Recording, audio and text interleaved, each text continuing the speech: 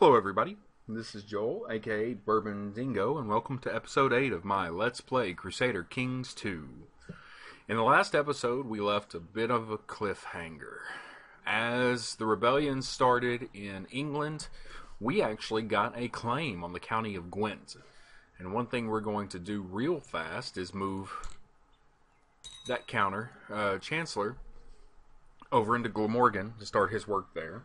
Hopefully he won't take quite as long as the last set did, because I don't think our guy is going to survive another 21 years. But what we're doing right now is we're going to have to wait until we get 47 more gold to get out of bankruptcy, but then we're going to press that claim. We're going to go ahead and get started on that because should take a little bit. We may have the possibility of taking a loan if it's offered to us.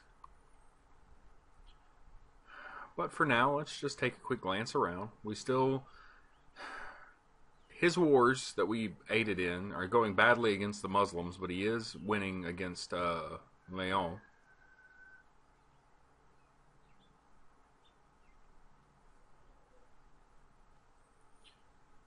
There appears to be some Venice is apparently attacking the Muslims here on, I'm going to say that's Messina. Yeah, Messina. And I can never remember what this island is called.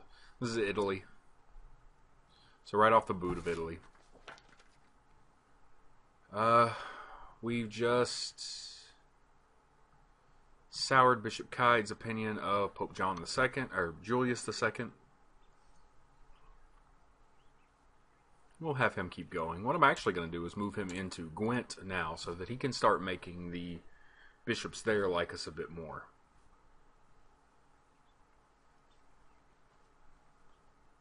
As you can see, we've already dropped down to only under 20.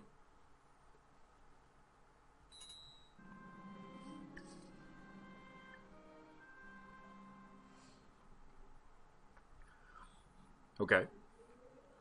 Before we take care of this, we're going to go ahead and pop up here and agree to the marriage we had set up with the King of Sweden and our daughter. And we're going to find my granddaughter a husband. Now, she is the Princess of Scotland, so she does have a claim on the Kingdom of England. I'm sorry, Scotland. But I don't know who exactly I want to give that to. Because if we give that to somebody, they may attempt to press it. So if we give it to someone who's relatively strong, we may be able to... we may be hurting ourselves, but if we can give them to somebody possibly in the Scotland itself, we may be able to keep them internally unstable. And that'll help for us later if we intend on expanding into Scotland. So I think that's what I'm actually going to do. Right now, there appears to be some wars going on here. Because there appears to be some wars going on here, what I'm actually going to do is take a look at Moray, who appears to be one of the stronger groups, and see if I can attach my daughter to someone there. And that doesn't appear to actually be an option for me. So let's go ahead and go down into the Duchy of Lothian and take a look and see if he has any unmarried sons.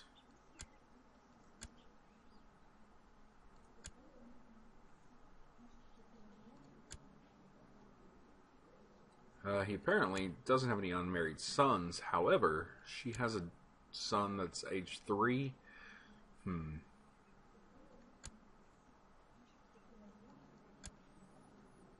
I guess that's not going to quite work for us. Let's go ahead and see if we can't marry off to one of the king's brothers.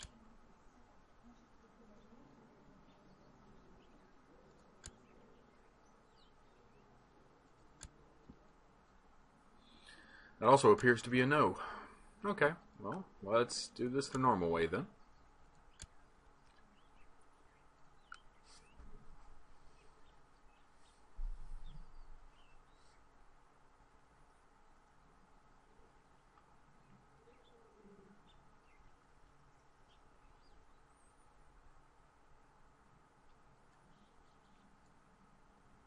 The Duke of Galloway right now is Irish. So what I believe I'm going to do actually is marry her off to him. Won't accept a matrilineal marriage, but they will accept that. So we married her off to the Duke of Galloway, which means their children will actually have claims on the Kingdom of Scotland, which means that he could possibly revolt against them. Promise her that I'm finding her someone nice. We're going to start our clock up again. We still have the betrothal message being sent off, which there we go.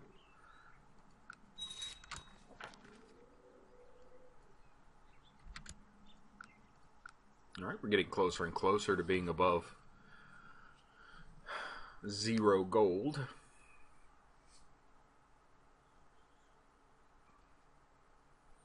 Which may mean that sometime in September we're going to go ahead and press this claim.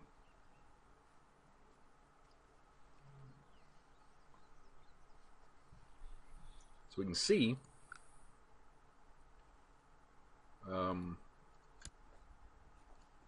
go into here, take a look at his realm tree. We can field about 886 soldiers, which is plenty for us. And alright, we've just hit August 1st, sitting slightly below 0, so we still need to wait a little bit on this. But as you can see, Godwine became King Godwine, so the Godwins are actually in control of England again. Not sure how long that'll last, but they've won that war, so they've kicked the Norwegians out at least, except in Cornwall, apparently. My granddaughter is of legal age, and she has a massively high diplomacy. I believe I'm going to attempt to keep her in court so that she can train my other children. What we're going to do is set her up with a matrilineal marriage and find someone who is...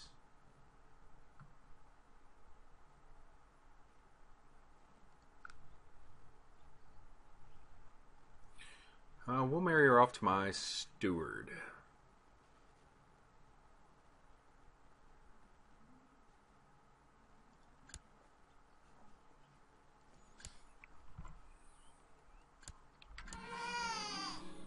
Okay.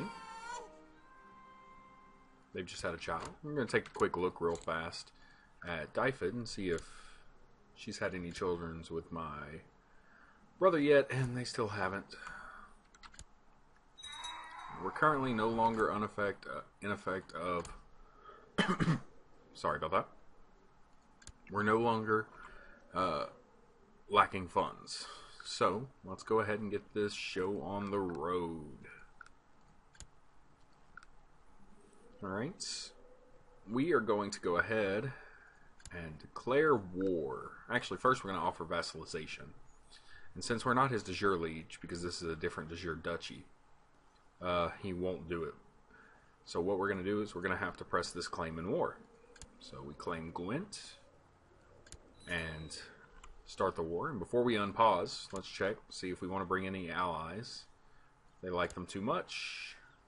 Like them too much.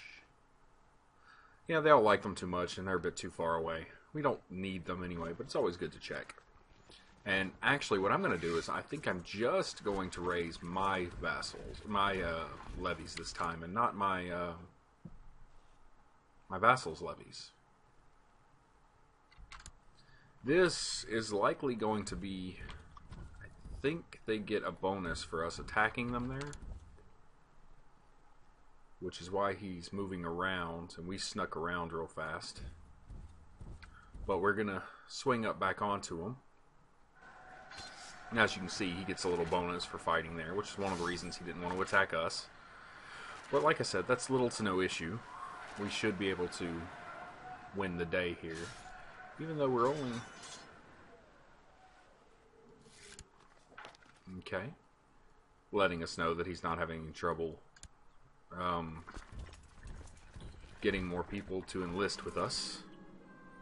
Okay, my brother is asking for an area that he can control, and I tell him that he's not ready yet. Because we're only just now actually getting more areas. I actually became wounded in battle. This is probably not very good for me, actually.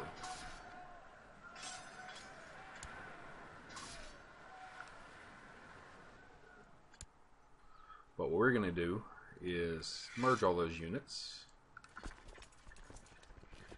Something I should have done prior. We can take a look right here. He's hiding out in... Okay. The bishop of the area we're sieging likes us more. He's hiding out in Glamorgan. He doesn't have enough troops to siege any of our areas, so he's not really of any more concern. As it stands, we're at a 21% war score with him, and it'll only go up as we continue sieging. What just popped up, and I'm sorry, I clicked it off without thinking about it, is it's talking about the assassins. I'm not real sure about the history of them, but they did just pop up somewhere, and I can never remember where it is. They basically became a new family, owning a holding somewhere.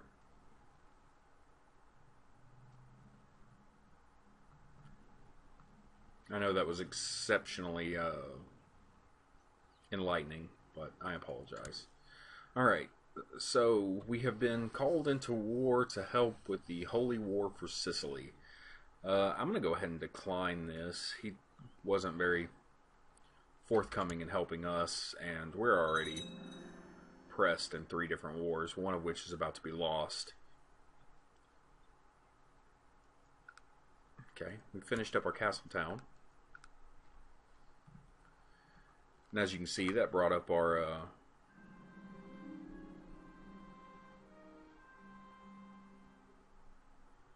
income a little bit here. Once again, this is raiders hitting the camp, so we've lost about 1% of our troops. We're getting called into the Polish-Galician de jure war over Grodno. And once again, I'm going to have to decline. There's no real penalty for accepting, but I think RP-wise, I wouldn't. Oh no. Okay, we've become incapable, which means we're no longer able to rule our country. This doesn't exceptionally affect us, except for the fact that we now are going to be appointed a regent, which is going to be our son. And we're ruling solely upon his bonus, which is why you just saw our domain size drop from 3 to 2. Which isn't going to be fun. We're going to be put in some unrest for a little while. But our nephew wants to get married, so let's go ahead and marry him off. It'll just make it a little bit more difficult for a bit.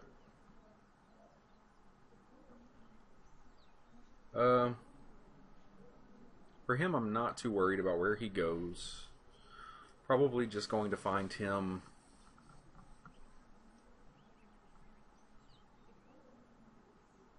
Well, the Godwins just took this back over, so we'll marry him off to Gunhild.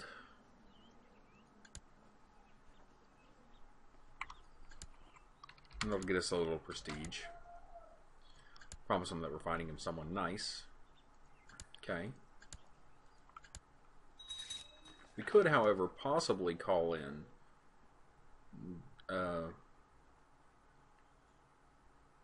Dehubarth, the Duchess. I think we will actually do that. Help us go through the sieging the holdings a little bit faster.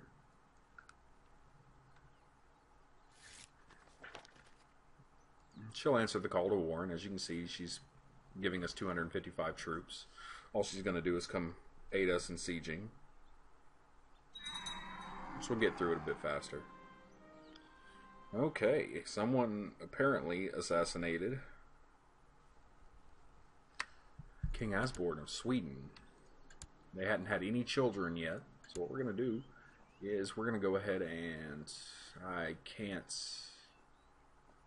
she came right back. Since she didn't have any children and no land, she came immediately back. So we're going to go ahead and let this pass. Go ahead and pause real fast, and we're going to arrange another marriage with her.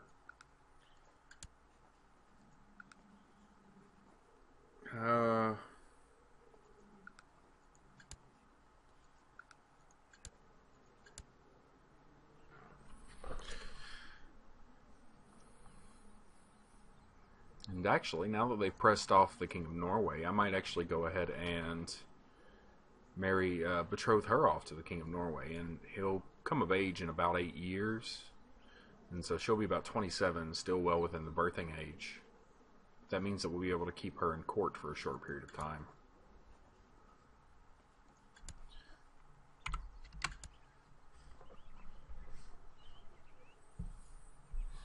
Alright, and as you can see, our troop numbers now in Gwent is 823, and that's from the addition of her troops.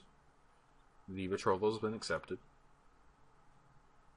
And so it'll cause us to go through the sieging a little bit faster. Once Carent falls, then Newport and Monmouth will fall a little bit quicker. Since we're under the, since we're at, okay, and the Holy War that we were fighting has lost. Since we're now 3 of 2, or slightly over our domain size, as you can see if you want to jump in here real fast, and this little sign right here shows that we're incapable. But if you want to take a look real fast, you can see that, well, none of them mind. I think it may be our vassals that mind. Yeah, as you can see, we get a -10 from having the domain as too big. And that's a -10 for every domain you have that is too large. Okay, we have just finished the siege of Newport. That was the last place we were sieging, which means he's completely ready to capitulate now. So we're going to go ahead and enforce our demands, and this is where we gain almost 100 prestige. So we're not actually gaining back the full prestige we spent on taking it, but we are causing him to lose 100 prestige. But most importantly, we gain the county of Gwent. Send. It says we've usurped the title of the county of Gwent from Caradog Gruffwood, and we have won the Gwennetian claim on Gwent. So we're going to go ahead and go past that. Now that this is our area, we can actually come up here and stand down that levee, and you can see that their troops are sitting right there. And now we're actually probably receiving a -20 to our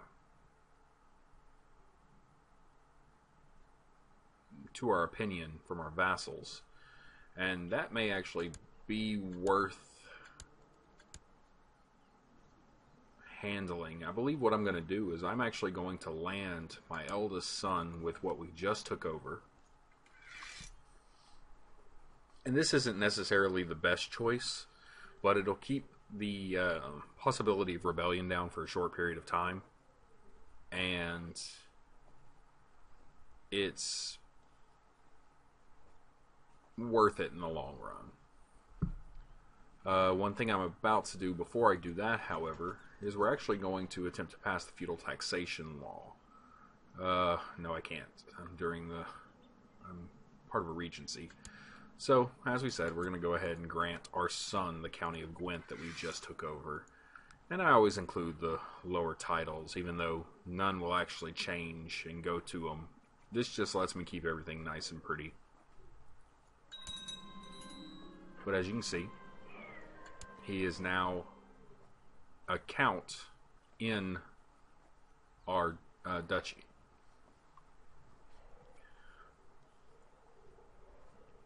Which means that he is now one of our feudal vassals. And as you can see, what we really wanted to do was pass the feudal vassal tax so that he would be paying us a portion of what he's actually making from there. But it's not too terrible. We need to go ahead and train one of the children.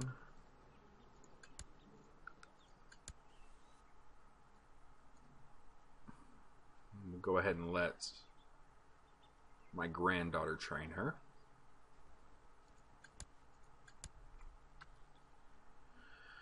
And we dropped our domain back to 3 of 2, so we're only at a -10. Once again, we could actually turn around and attempt to claim Dehubarth again. We're not going to do that, though. We're going to wait till we take the next area. And once we take the next area, we'll probably be able to usurp the duchy from them, and then they'll likely just join us. Okay, and since I gave my son his own area, we now have a new regent, which is going to be my grandson. Hit OK, hit OK. And there we go. That would be our very first character has now passed away. And this was fairly immediate, and as you can see looking up at the top, you can tell that our character is actually at a minus for his prestige and a minus for his piety. Minus for the piety isn't that big a deal. The prestige is something we're going to need to work on. And then it lets you know who the pretenders to the throne are. And these are our sons. And they don't really like us all that much. A lot of that's due to the short reign period that we've had. But alright, let's go ahead and close that out. We're going to go ahead and make sure this stays paused whenever we click off. And then we're going to do these from left to right. We know we're not attempting to claim this yet. We know we have unlanded sons. The domain size is too big. I'm going to leave that up because it reminds me. We need to train our child here. And figure for the last 5 years, I'm going to go ahead and just educate her myself.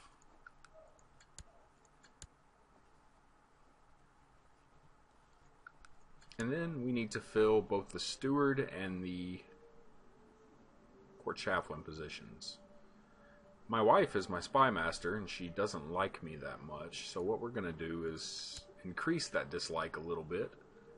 And since Mayor Murig was so successful and so loyal to my father, we're going to go ahead and pass on spy mastership to him.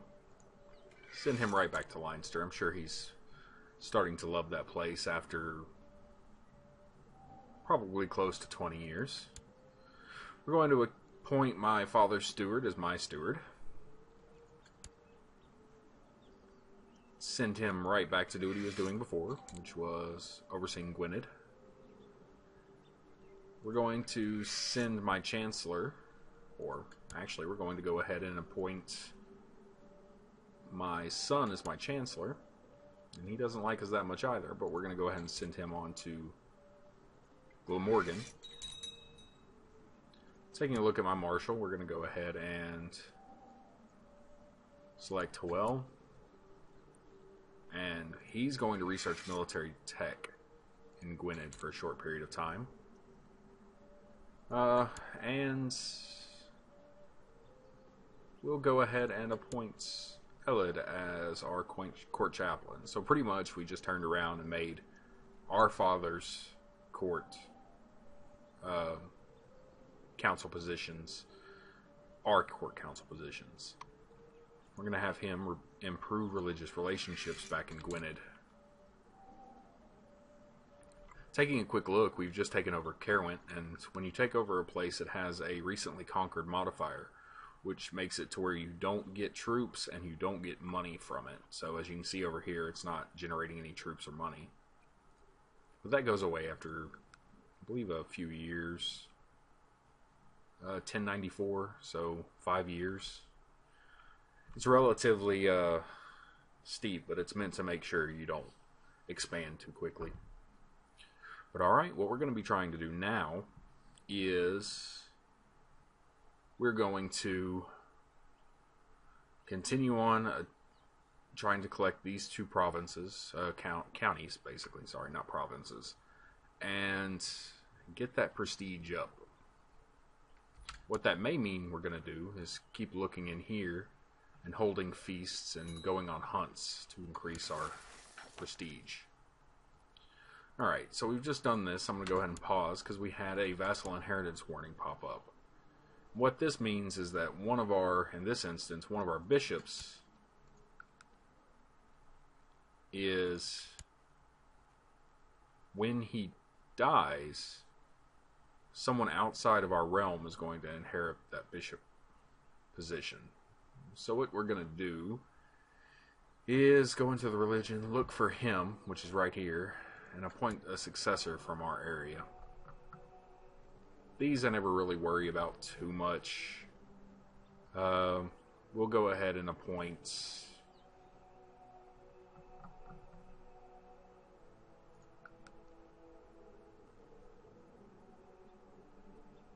our courtier here. What that does is that makes absolutely certain that whoever dies is from our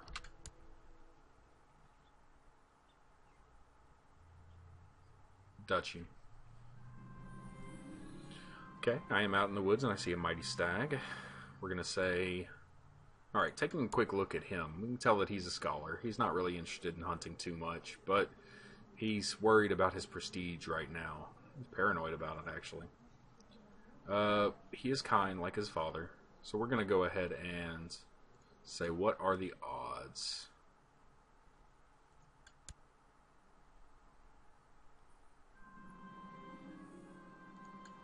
And that's what we're going to do, is we're going to focus on spending a little bit of his money in having feasts and fairs and hunts. And try to work towards... Okay, today my son Bledden asked me for a fief of his own to govern. See my first son?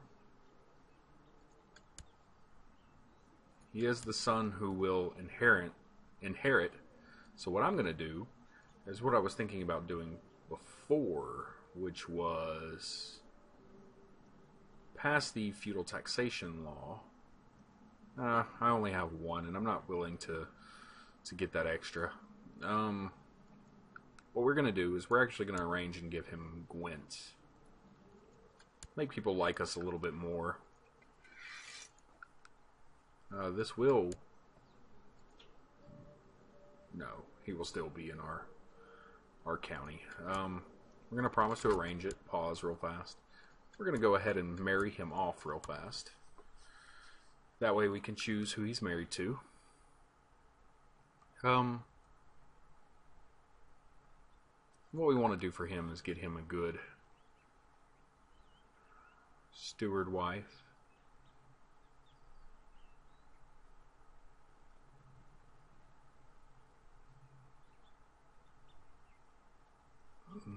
That looks fairly decent across the board, so I think I'm going to go ahead and marry him to Scholastica. He loses quite a bit of prestige from it, however. With one of the new patches, they increased how much prestige you lose, and I'm not exceptionally appreciative of it. Though I suppose it can make more sense. But we're going to go ahead and make this marriage, set it up, and we're going to wait for him to finish this marriage. Okay, right there. And then we'll go ahead and grant him the county.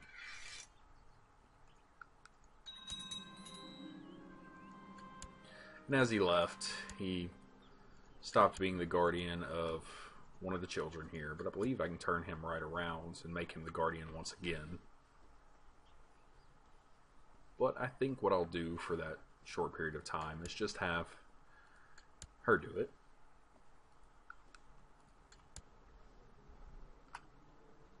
And like I said, what we're doing right now is we're going to go ahead and keep trying to gain some prestige. Alright, there's some inner area conflict going on that just apparently quit the second I decided to take notice of it. Scotland's still in turmoil. Okay, we just got some taxes from our steward. We're going to take a look real fast. Make sure that we have a low stone wall and a castle town built in all of these places. So we're going to start a low stone wall here. And once we do that, we may focus on starting some other things to build.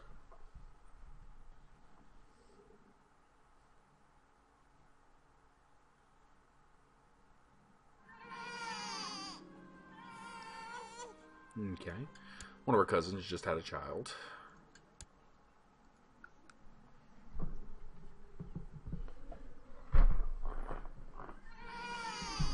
Alright. And we just had another daughter born.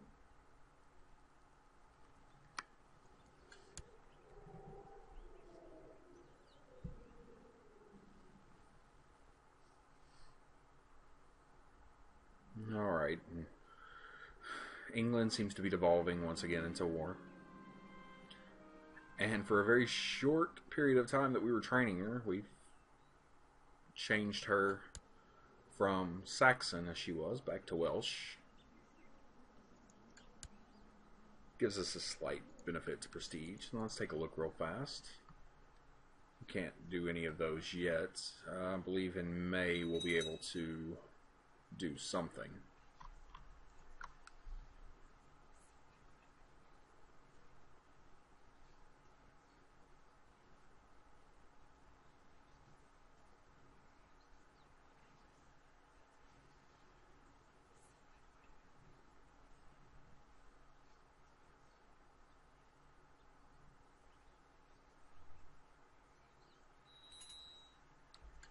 Alright, we can set up a fair, so we're going to go ahead and do that. And then we are going to set up an education for our daughter. And since most of these are going to get married off, let's take a look at her real fast. She's not a genius or anything of that nature, so she's likely going to end up getting married off for alliances and such. So what we're going to do is we're going to educate her just with probably Elgatha.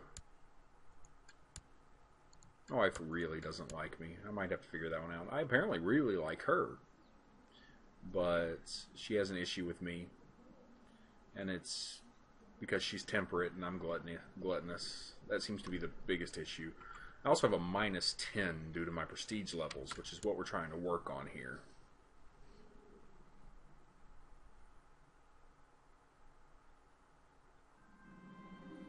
Alright, Summer Fair's archery contest. This is the archer that seems too good.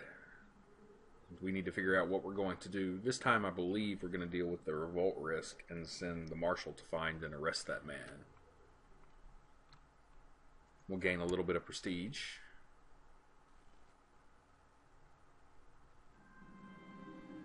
Steward Owain has some interesting ideas on how to improve the economy. We can spend about 6 gold and gain a large amount of economic technology growth rate, or we can insult him by saying it's not worth it, and we have the gold. I'm not worried about that.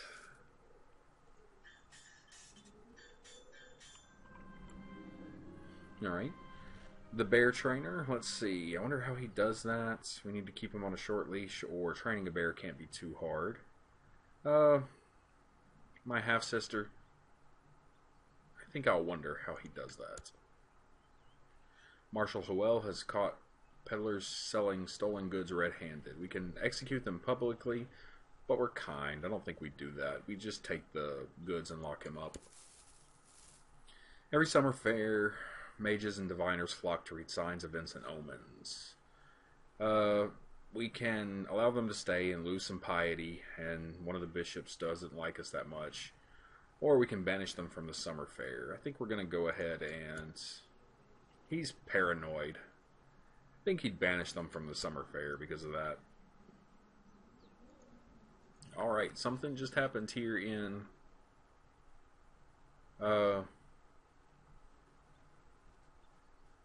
England. Apparently Denmark just usurped the title of England. Interesting. He has lots of kids. Alright, and this is going to be the end of the fair. We've gained 15 prestige. So we're slowly working that down. It's still not worthwhile, but we're slowly getting there. What I'm going to do is I'm going to let this run until 1091. We're going to call it a quit at January 1st, 1091. Alright, my granddaughter is now of legal age. She's gonna get married off.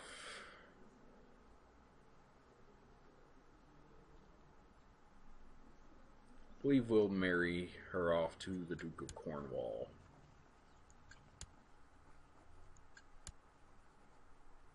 Take a quick look at her. She doesn't have claims on anything.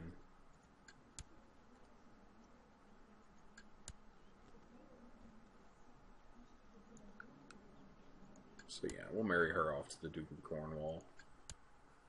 Okay.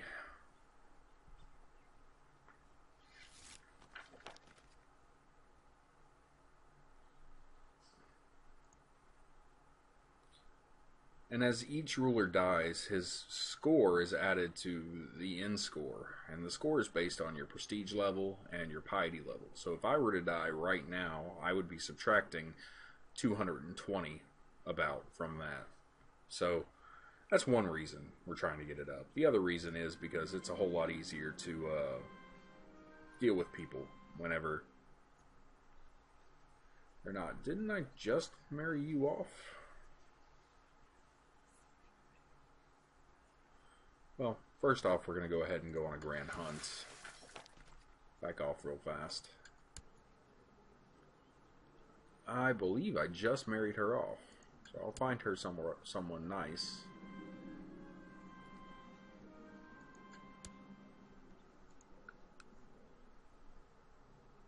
Apparently the Duke of Cornwall may have just gotten married right before I sent that off.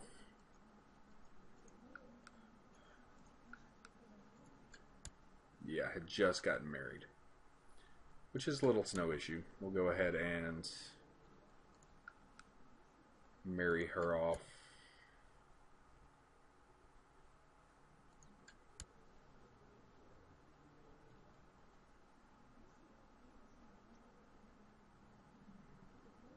Whenever I can figure out which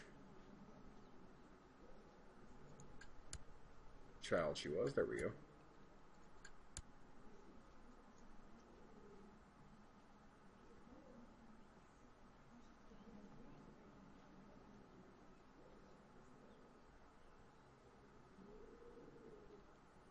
Trying to find someone who is already of age. Marry her off to a courtier in Venice. He seems decent. Actually, we'll marry her off to the Baron of Buckingham. He's only 1 year away. Okay. Bishop Elliot is boasting about how much of a better hunter he is compared to you just because he killed a large deer on his own. He cannot hunt from the dungeon. We could throw him in the dungeon and lose prestige. I'm not too worried about that. I'm going to thank God for Bishop Elliot. It's nice to have a good hunter in my court, just in case we need food. Okay, the betrothal has been accepted, so we're just waiting on that.